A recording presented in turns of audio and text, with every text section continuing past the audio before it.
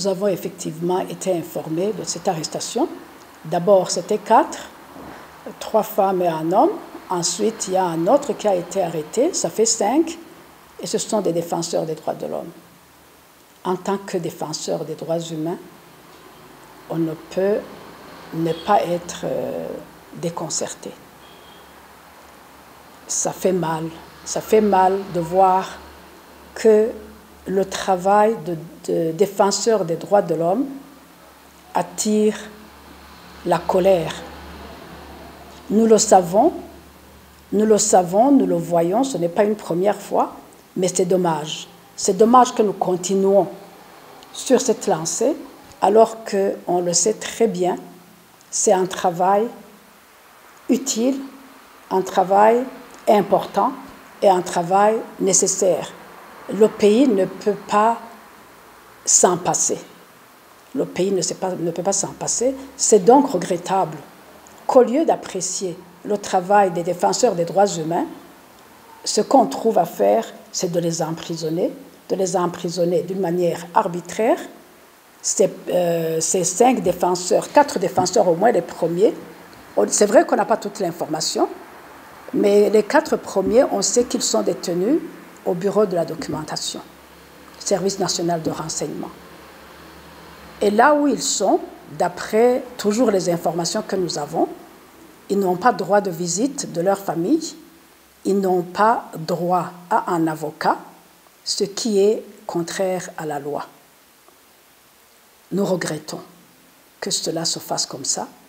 Notre pays, ça fait des années qu'il est en train de croupir dans la violation et les violations multiples des droits humains.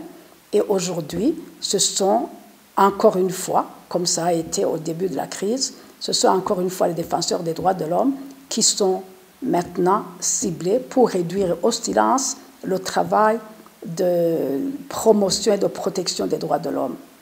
Donc nous regrettons que ça se passe comme ça.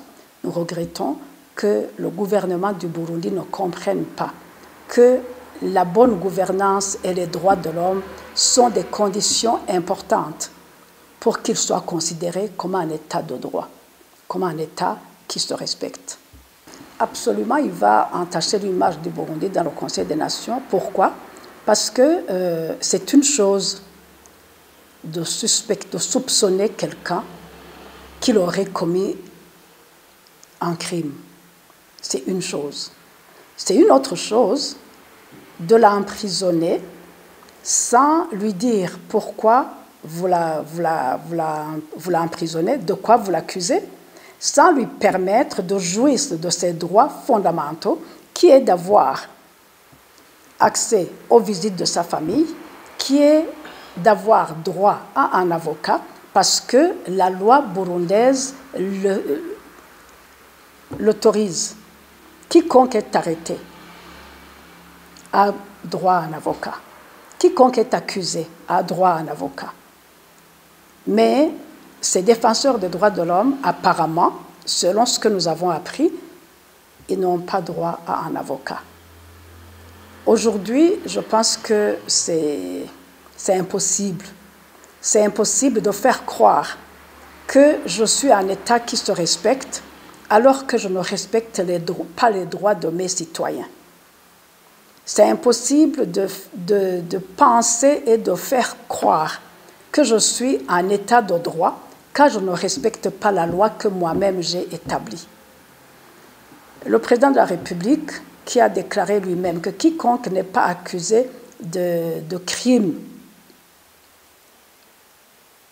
ne peut pas être en détention préventive, que seuls ceux qui sont soupçonnés d'avoir tué peuvent être gardés en détention préventive, mais nos braves défenseurs des droits humains, je n'ai pas encore entendu qu'on dit qu'ils sont soupçonnés d'avoir tué.